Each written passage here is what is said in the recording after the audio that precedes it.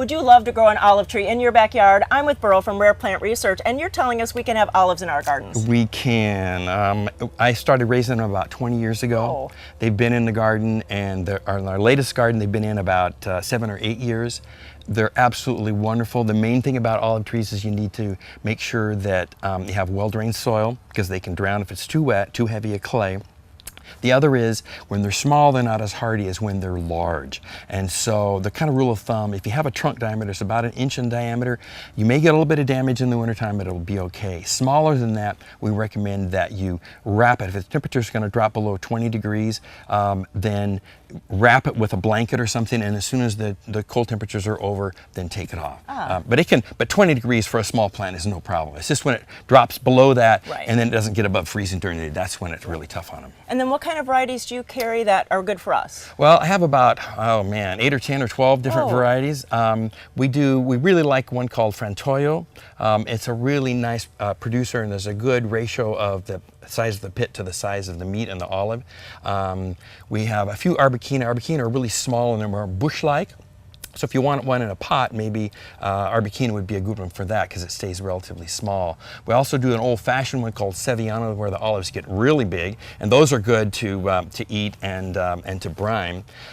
We've got a French one, Aglandau, that's proved to be pretty hardy. In fact, in Eugene, it went to 12 below zero. Whoa. And it froze clear to the ground, but then came back from the roots, and we didn't think that was possible. That's really cool. Amazing. All of our olive trees have been to about 6 or 7 degrees here. And should we plant two? It's probably best if you plant two. A lot of them are self-compatible, but it's better. You can have better fruit production if you have two. Well, that is just so cool news. And so to go to a different plant that we can have here, we have citrus that you're talking about, and maybe we can go to that other greenhouse and look at those. That sounds good. Great. Yeah.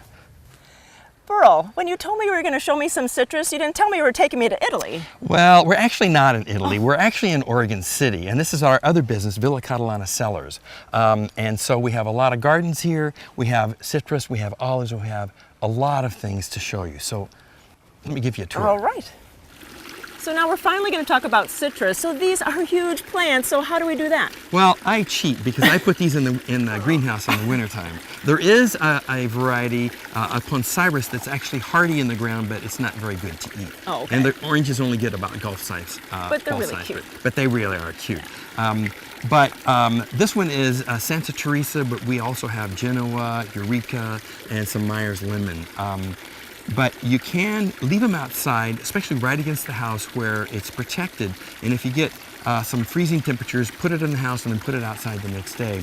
You can also, if you have a really well-lit room, you can put it in the house about in October, early November, and then back out in April. But you will get some leaf drop with that. But when they get out in the sun again, they're right back and ready and raring to go, and you can make lemonade. Well, I think we have to sit down. We need to talk about your event that's coming up next weekend. Oh, yes, yes. Look at this. Well, can I pour you a glass of wine? Oh, please do. Well, okay. Well, one of the other bounties of Villa Catalana. Yes. So we're having our open nursery. It's a 1 weekend a year event, and it's actually the only time we're open. And the gardens are open, the winery's open, the nursery's open. People can come and taste wine. They can buy plants. They can stroll the gardens. Our chef is going to be doing lunch up here at the house, a buffet for $18. He also does custom-made sandwiches down by the greenhouse. So we also have a cutting-edge ice cream maker that makes some unbelievable flavors. And so you just got to come out and try it. Well, you heard it straight from Burl. It's beautiful out here. You think you're in another country. Please go to GardenTime.tv. We'll click you over to Rare Plant Research Villa Catalana website. You get the directions and all the other information. Thanks so much. You bet. Salute.